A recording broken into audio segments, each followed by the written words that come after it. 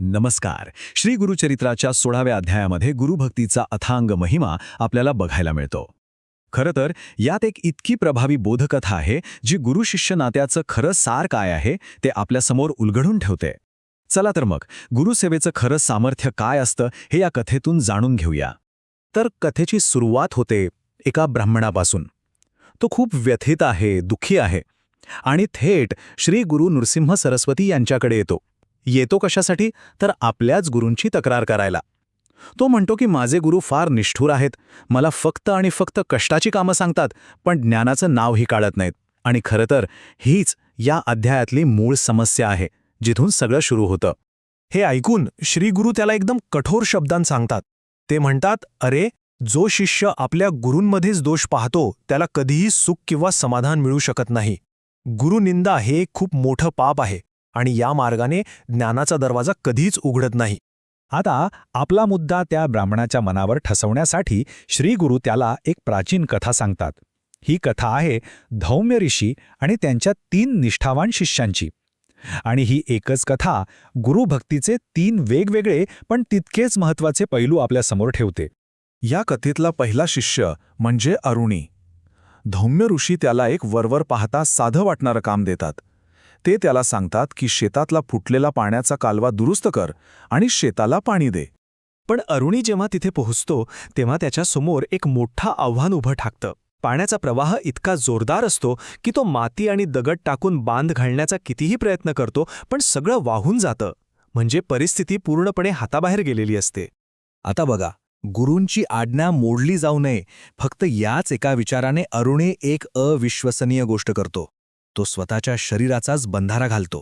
कल्पना करा, तो स्वतः त्या थंड पाण्याच्या प्रवाहात आडवा झोपतो आणि पाणी अडवतो. शारीरिक त्यागाचं यापेक्षा मोठं उदाहरण काय असू शकतं?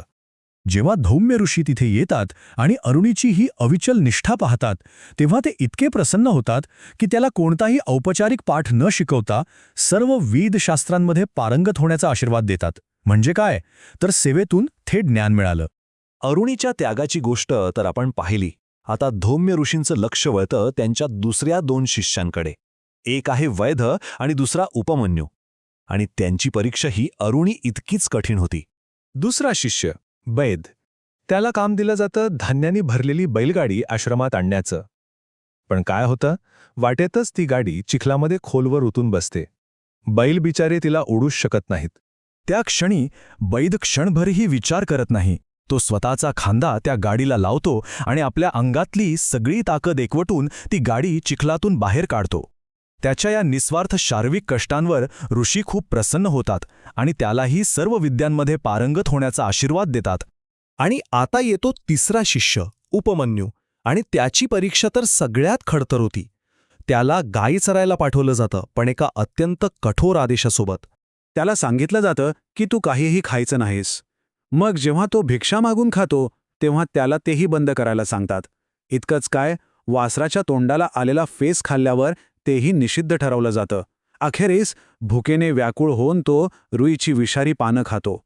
ही होती त्याच्या आज्ञापालनाची अक्षरशः टोकाची परीक्षा. या विषारी पानांचा परिणाम व्हायचा तोच होतो. त्याची दृष्टी जाते आणि तो एका विहिरीत पडतो. पण इतकं सगळं होऊन सुद्धा त्याची आपल्या गुरूंवरची श्रद्धा एक कणभरही कमी होत नाही. तो त्या विहिरीत पडूनही गुरूंचंच स्मरण करत राहतो. शेवटी धौम्य ऋषी त्याला शोधत तिथे येतात आणि त्याला अश्विनी कुमारांची स्तुती करायला सांगतात. आणि काय आश्चर्य, त्याची दृष्टी तर परत येतेच, पण त्याला दिव्य ज्ञानही प्राप्त होतं. त्याच्या त्या अढळ श्रद्धेचं त्याला फळ मिळतं. या तिन्ही कथांमधून गुरुभक्तीचा खरा अर्थ आपल्यासमोर येतो. गुरुभक्ती म्हणजे केवळ ज्ञान मागणं नाही, तर सेवा, त्याग आणि अढळ श्रद्धा या गोष्टींना किती जास्त महत्त्व आहे हे आपल्याला कळतं. इथे बघा, आपण या तिन्ही शिष्यांच्या परीक्षेचं सार एका नजरेत पाहू शकतो. अरुणी, त्याने केला शारीरिक त्याग.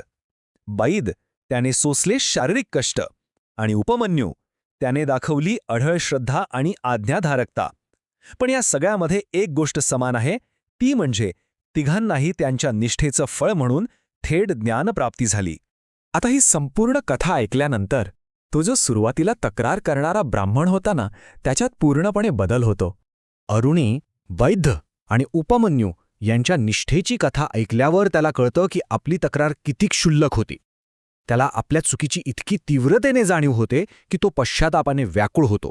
तो श्रीगुरूंच्या पाया पडतो आणि कबूल करतो की हो, मीच चुकीचा होतो, मी गुरुद्रोही होतो. आणि त्याच क्षणी तो निश्चय करतो की आता तो परत आपल्या गुरुकडे जाईल आणि कोणतीही अपेक्षा न ठेवता त्यांची सेवा करेल. श्रीगुरू त्याला आशीर्वाद देतात आणि तो ब्राह्मण आपल्या गुरूंशी एकनिष्ठ राहून त्यांची सेवा करण्यासाठी तिथून निघून जातो. आणि अशा प्रकारे या कथेच्या सुरुवातीला जो संघर्ष होता त्याचे इथे समाधान होतं.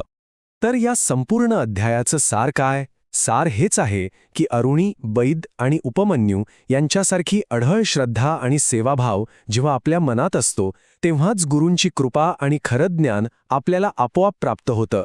ते मागून मिळत नाही, तर ते सेवेतून मिळवावं लागतं. आणि हाच प्रश्न आपल्याला विचार करायला लावतो की खरी श्रद्धा म्हणजे नक्की काय?